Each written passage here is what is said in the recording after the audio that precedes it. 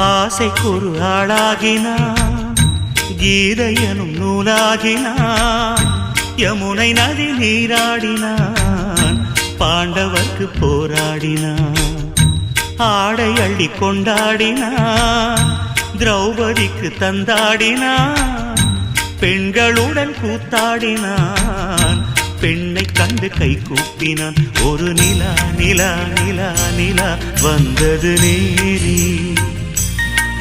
திருவிழா விழா விழா விழா ஆனது வீடே.